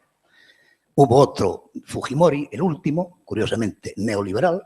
Y intermedio, pues hubo un populismo verde. O sea, ¿sabes? La denominación verde que el otro día causó cierta sorpresa, que algunos le atribuyen pues, a los populismos protagonizados por militares, en alusión al color verde de sus uniformes, etcétera, etcétera. Entonces, lo que yo observo es que se me plantea un poco la duda de tipo sociológico, no politológico. Es decir, si realmente ese sustrato sociológico que pueda venir derivado del bolivarianismo subsiste en algún tipo de las sociedades latinoamericanas. Y claro, esto yo lo aplicaría en el mejor de los casos al caso peruano, porque me sorprende que habiendo populismos en su historia de color radicalmente distinto, pues sigan produciéndose ese tipo de figuras políticas. Y la última observación que me permito hacer al respecto, como no a Venezuela. Yo le tengo, no soy venezolano, soy español, pero le tengo una especial simpatía a ese país, ¿no? Y me produce auténtico, digamos, reconcomio, por decir una palabra suave, lo que está sucediendo en aquel país. Entonces, no sé si tú has avanzado, a lo mejor no lo he interpretado, que el futuro político que se va a dilucidar en muy poco tiempo en ese país va a seguir la misma línea. Ya digo, es una pregunta que no es politológica, es más bien política, pero en fin, yo particularmente tengo mis dudas de que eso se mantenga. Nada más, muchas gracias. Empezaré por lo último. No, sí, yo creo que las declaraciones de Maduro son muy preocupantes. El momento en que él dice que una elección no puede terminar con una revolución va en contra del espíritu de la revolución bolivariana, porque si algo hizo Chávez fue politizar la estrategia esta de llegar al poder a través de elecciones y que la legitimidad se da en las elecciones de la importancia del poder constituyente. Entonces yo creo que sería un fin de eso. No sé qué vaya a ocurrir, no sé si las últimas elecciones dicen que hubo fraude. No sé hasta qué punto eso está en debate, porque los grandes grupos de observadores internacionales como el Centro Carter dijeron que el momento de votar fue honesto, el proceso no fue honesto. Habría que ver en qué termina eso, cuál es la base de sustento del chavismo, que son los militares, unos militares muy corruptos. Habría que ver hasta qué punto las fuerzas de la oposición logran unirse. En este momento están muy separadas entre una estrategia más conciliadora y una estrategia más insurreccional. habría que ver qué pasa, pero la verdad es una tragedia lo que está pasando en Venezuela y además es una tragedia porque se desperdició la oportunidad con los precios más altos del petróleo que se darán en muchísimo tiempo para que se podían haber usado de una manera mucho mejor. No solo eso, yo creo que también esto es un riesgo muy grande para la izquierda en América Latina.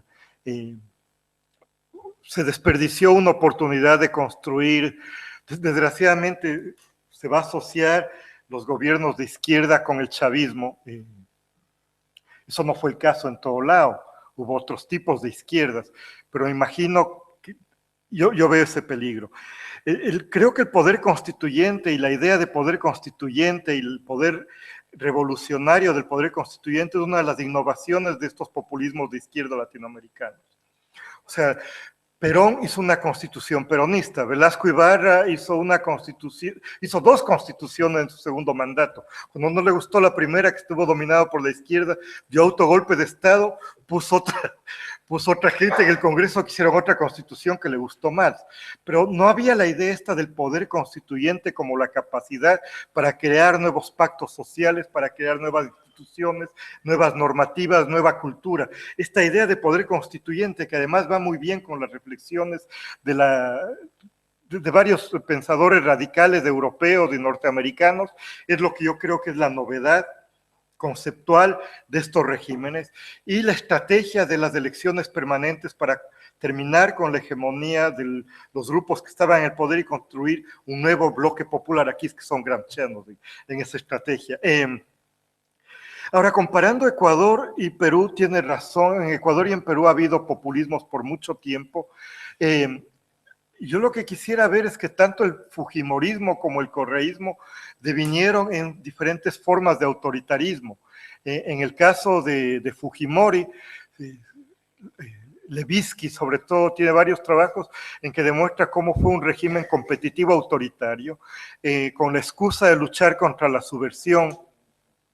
Se criminalizó la protesta, se concentró el poder en el Ejecutivo, se cerraron los medios, se creó, a través de la corrupción de Montesinos, se creó una esfera pública subordinada, se sobornaba a los periodistas, pues que Montesinos era loco y grababa todo, y cuando eso circuló cayó Fujimori.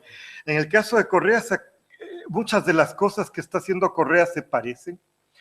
Hay una guerra contra los medios privados. En Ecuador no puedes hablar que hubo una concentración de los grandes medios en pocas familias. No es ni Brasil, no es ni Perú, no es México. Había una dispersión en la propiedad de los medios. Hay una guerra en contra de los medios. Hay una guerra en contra de la sociedad civil. Hay una criminalización de la protesta. Más de 300 líderes populares y campesinos han sido acusados de sabotaje, terrorismo o una combinación de los dos por un gobierno que dice que es de izquierda. Las mayores víctimas del correísmo ha sido la izquierda organizada, la izquierda maoísta del Movimiento Popular Democrático que controlaba las universidades y que controlaba el movimiento estudiantil, y la izquierda indígena de Pachacuti. Y la oposición a Correa viene desde la izquierda. Eso es una cosa que es diferente en el caso del caso venezolano.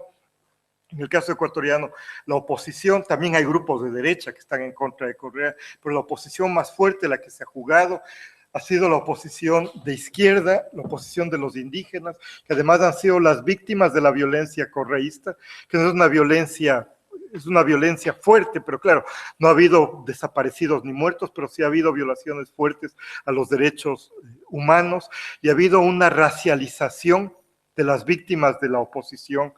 Entonces yo creo que los autoritarismos de Fujimori y de Correa se han parecido, lo cual y es una cosa muy extraña porque el uno fue un populismo de derecha neoliberal, el otro es un populismo que dijo ser de izquierda, pero que ahora con la crisis económica está empezando a implementar políticas neoliberales, pero sin llamarlas como son.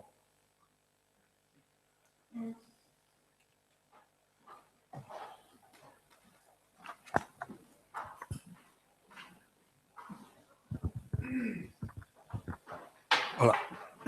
Bien, gracias. Me sumo a las felicitaciones. Me resultó muy interesante la ponencia.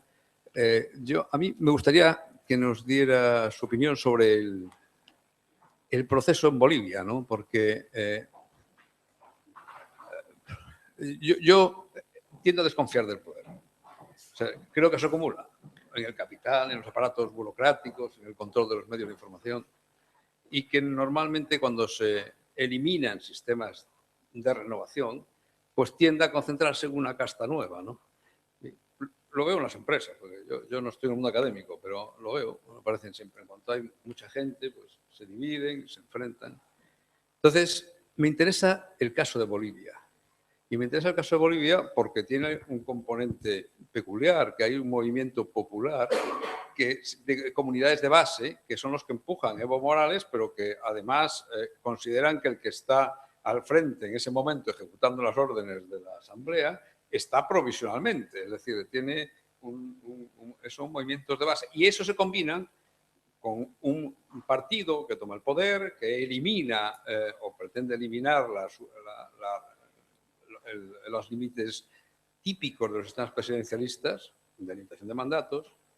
Pero aquí en Europa nos encontramos, a través de las nuevas tecnologías y de las inquietudes de la juventud, con movimientos sociales que intentan también ser participativos y que de alguna manera se tratan de incluir en lo que llamamos movimientos tipo Podemos, tipo más estándares, que pueden parecer más a los latinoamericanos, ¿no? Por eso a mí me interesa específicamente el caso de Bolivia. ¿Cómo prevé que va a ser esa tensión entre alguien que quiere monopolizar el poder y unas comunidades de base que lo han puesto en el poder y que tienen una tradición de autogestión del poder, ¿no? Yo creo que el caso boliviano es fascinante. Por un lado, tienes movimientos sociales muy fuertes. No solo eso, Morales llega al poder en el momento en el cual se está debatiendo si iba a haber una salida revolucionaria.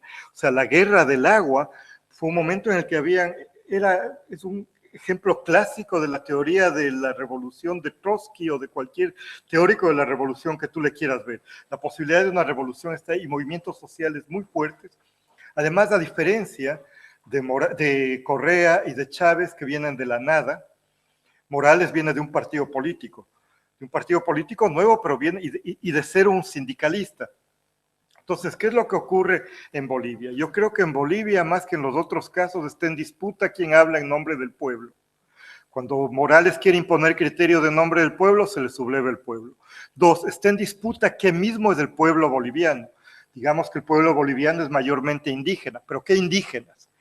La construcción del pueblo boliviano indígena de Evo privilegia los aspectos aymara y quechuas, privilegia los aspectos andinos de lo indígena y desconoce las tradiciones amazónicas. Ellos son los que están haciendo supuestamente, dice Evo Morales, y ahí viene su lado autoritario, ellos le hacen el juego a las ONGs, al imperialismo, no son indios de verdad. Para ser un indio de verdad tienes que ser un aymara o un quichua. Eso demuestra las contradicciones y los potenciales autoritarios en el caso de Evo Morales y cómo está en disputa la idea de quién es el pueblo plural boliviano. No está definido y no está de antemano decidido. El proyecto de Evo fue descolonizar Bolivia, incorporando la democracia indígena comunitaria, basada en estas ideas del consenso, de la participación de todos en asambleas, de los líderes como portavoces de sus bases y la rotación permanente de los liderazgos. Eso han tratado o sea, por un lado es combinar la democracia liberal con la democracia comunitaria, combinar los sistemas comunitarios indígenas con los sistemas occidentales. Y entonces este es el proyecto del MAS. Yo creo que es un proyecto bastante emancipador y que está en disputa más que en los otros dos casos que yo analicé. Tanto en el caso venezolano como en el caso ecuatoriano se ha dado una imposición desde el líder como un caudillo que encarna la voluntad popular. No porque sean peores que Evo, sino porque no ha habido movimientos sociales que lo puedan frenar. En el caso boliviano, las bases tan fuertes y lo están frenando. Ahora, la cosa de la reelección es interesante porque va no solo en contra de los principios liberales de democracia, sino va en contra de los principios comunitario indígena de democracia. Y muchos líderes indígenas de la oposición, como del gobernador de La Paz, el intelectual Félix Paz y Paco están liderando la oposición a eso desde la idea de democracia indígena comunitaria. Probablemente el Evo gane el referéndum. Eso demuestra también la extrema personalización del poder del MAS y en el caso boliviano. No creo que García Linera despierte el entusiasmo que despierta Evo Morales. Es un académico de primera, o sea, realmente vale la pena leer los trabajos de García Linera antes de que llegue al poder, porque una vez de que llega al poder se ponen unos debates que a mí me parecen bastante terribles, como criticar a las ONGs, etcétera, etcétera, pero yo creo que él fue un intelectual muy bueno, pero claro, no despierta las pasiones políticas ni las lealtades de Evo Morales, que es la debilidad de estos populismos de izquierda, la extrema concentración del poder en un caudillo, en un líder.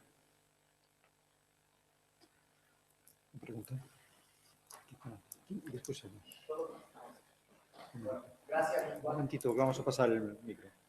Micro, aquí y luego allá atrás.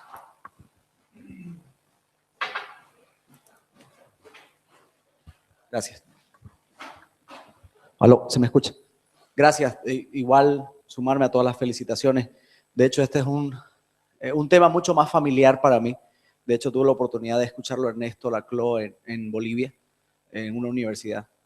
También tuve la oportunidad de leerlo. Y además, de pura casualidad, soy boliviano.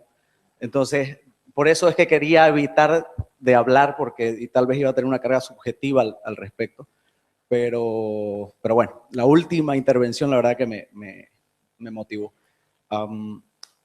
Primero, pedirte tal vez una reconsideración en la ubicación que le das en el espectro, en la comparación, las tres comparaciones que haces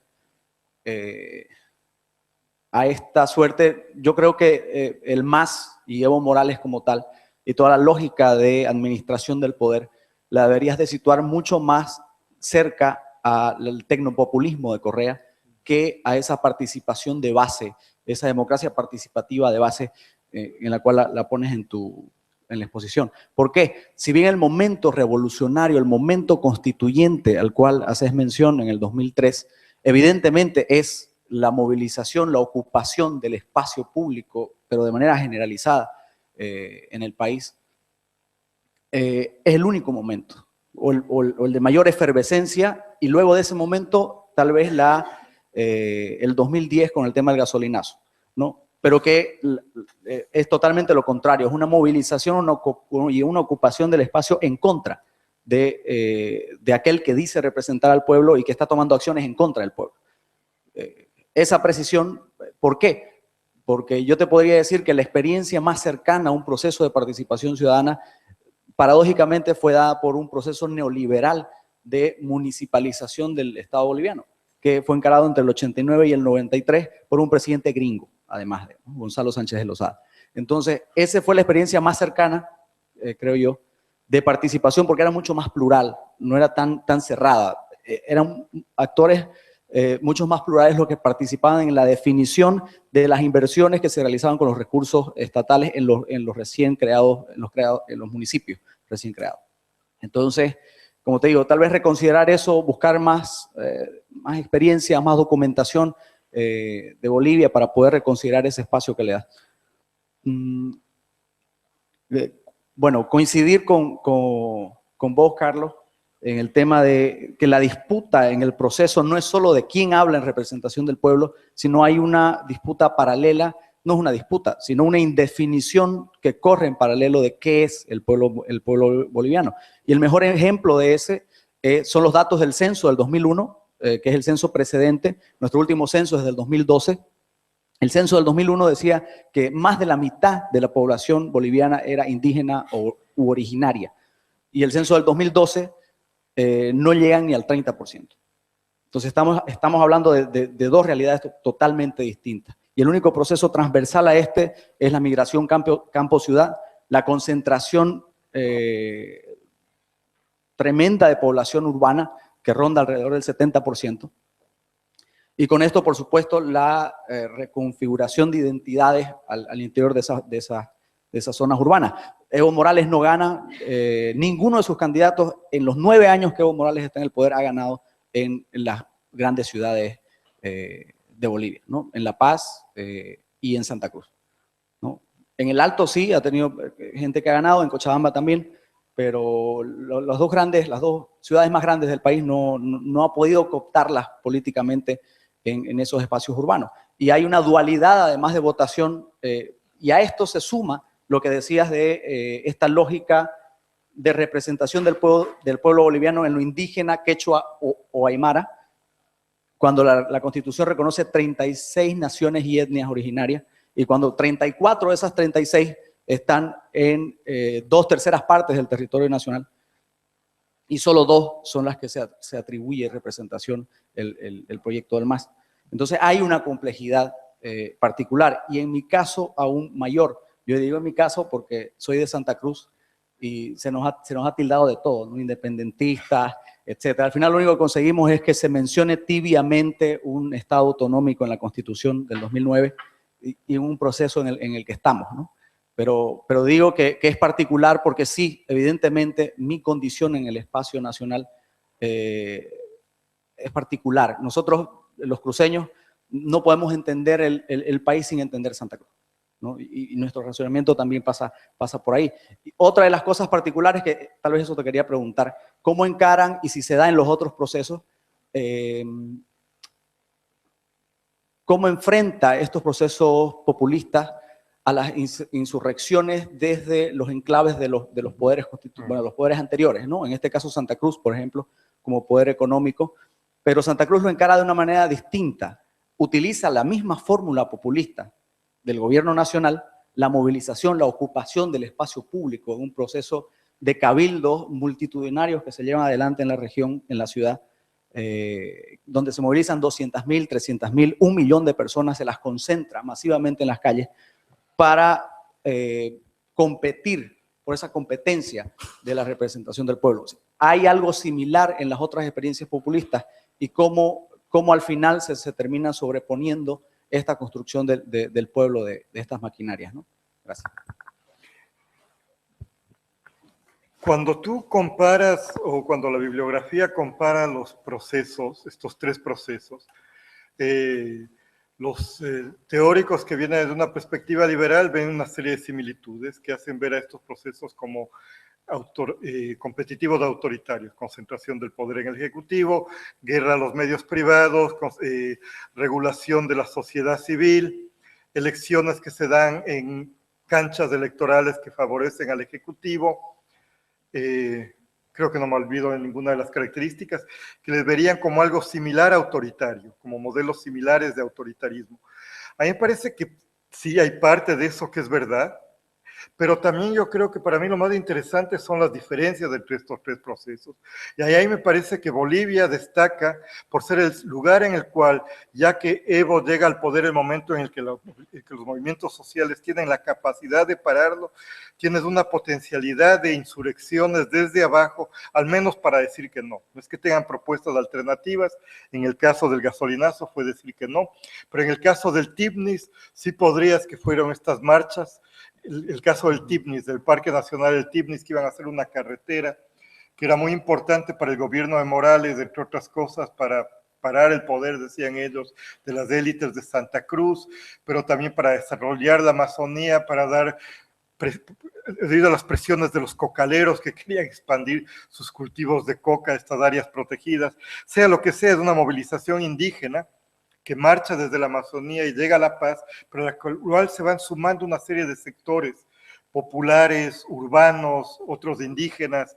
Entonces, en el caso de Bolivia, yo creo que es donde tú más ves la capacidad de los movimientos sociales de decir que no, de parar una serie de iniciativas que vienen del Ejecutivo a nivel masivo. Eso no significa que no ha habido protestas de movimientos sociales en Ecuador, de movimiento indígena, pero es un movimiento indígena muy golpeado. Movimiento indígena que no tiene la capacidad de protesta que tuvo hace unos pocos años. Yo estuve ahora en el Ecuador en el verano y hubo una gran marcha indígena en contra de la idea de reelección de Correa, en contra del extractivismo, etcétera, etcétera, pero eran marchas pequeñas, no eran las movilizaciones indígenas de los años 90, en que eran masivas porque el gobierno ha hecho todo lo posible para cooptar a los líderes más suaves, reprimir a los líderes más duros y bregar directamente con las bases populares. Entonces, la comparación de la relación de estos movimientos sociales, de los movimientos sociales con estos gobiernos, creo que sí, matizándolo, me mantengo en lo que yo he analizado ahí. La cuestión de los enclaves es muy interesante, la comparación Guayaquil-Santa Cruz. En Guayaquil tienes también un movimiento que no ha sido autonómico, pero ha sido de garantizar ciertos espacios para la administración de la ciudad más grande de Ecuador, pero los guayaquileños no se hacen rollo, ellos votan por un alcalde de derecha neoliberal y votan a la vez por Correa, no tienen mayor problema con eso. Y lo del censo que decías es muy interesante, pero tiene también que ver con el tipo de preguntas que se hizo en el censo. En el censo en que todos los bolivianos eran indígenas, no había la categoría de mestizo. En el momento en que incluyes la categoría de mestizo, obviamente muchos van a ser mestizos. Muy bien, pues una última cuestión. No sé dónde el problema si líder político hablo como hablo la gente. No sé dónde el problema si líder político hablo como hablo de la gente. Hablo de la calle. ¿Dónde el problema? Número 1. No, yo no creo que es un problema el hablar a nombre del pueblo, eso es la política. Y la política es la disputa de quién puede hablar en nombre del pueblo, quién dice representar sus intereses. Para mí el problema es cuando un líder asume que el pueblo es uno, que tiene una serie de identidades homogéneas, de intereses homogéneos, que pueden ser encarnados en su figura. Entonces la lucha se vuelve una lucha moral, maniquea, casi religiosa, entre el líder, encarnación del pueblo, y una serie de enemigos morales que luchan en contra de este pueblo virtuoso. No sé si ese era tu comentario. Okay. Número 2. Ahora hay gente en Alemania contra la política de inmigración. ¿Sí? ¿Qué vas a decir sobre de la gente? ¿Esta gente radical igual populismo o libre? Gracias. No, yo creo que en eso es lo que yo más respeto a Syriza y a Podemos. En un contexto europeo es muy fácil politizar la idea del pueblo como uno de una manera étnica, etnocentrista, racista, exclusionaria, que es lo que están haciendo los populistas de derecha en Europa. Yo creo que eso Syriza, que viene en gran parte de movimientos sociales en contra del racismo, en contra de la xenofobia, ha resistido esa tentación. Más bien al peligro ahí es el grupo facha. Y yo creo que también en el caso de Podemos es muy interesante eso, que la idea de pueblo de Podemos no es un pueblo español que se enfrenta en contra del otro, porque la politización y la construcción del inmigrante como el otro es una forma muy fácil de ganar votos. Lo estamos viendo con el señor Trump. Y todo esto responde a una realidad que estaba ahí. Yo hace 5 años, regresé a Estados Unidos después de estar un tiempo largo en Ecuador, y mis hijos, que son mellizos, van el primer día al colegio y les gritan, hey, Mexican, hey, mexicano. Ellos se ponen a explicar, no somos mexicanos, somos ecuatorianos, no nos importa de qué parte de México tú seas.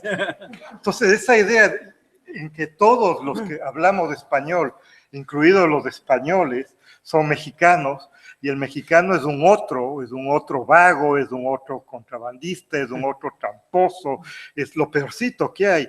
Ha estado ahí presente, y lo que Trump ha hecho es politizar un secreto que estaba ahí. Y una cosa interesante es que en Estados Unidos ahora tú no puedes ser abiertamente racista en contra de los afroamericanos. O sea, hay gente que lo es, pero son unos idiotas, o sea, se ve muy mal, excepto en el sur, que anda con banderas confederadas. Pero el racismo en contra de los mexicanos es totalmente aceptable. Y lo raro y lo triste es que todos esperábamos que Trump vaya bajando en las encuestas con todas estas bestialidades que dice. Después de su aparición en el programa ese cómico Saturday Night Live, parece que aún sigue gustando más. Entonces, no sé, con esas palabras optimistas sobre Estados Unidos. No creo que gane Trump las elecciones, pero bueno. Muy ben, pois damos por finalizada a sesión. Gracias.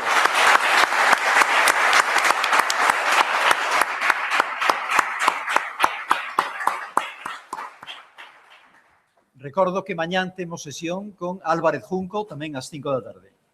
Moitas grazas.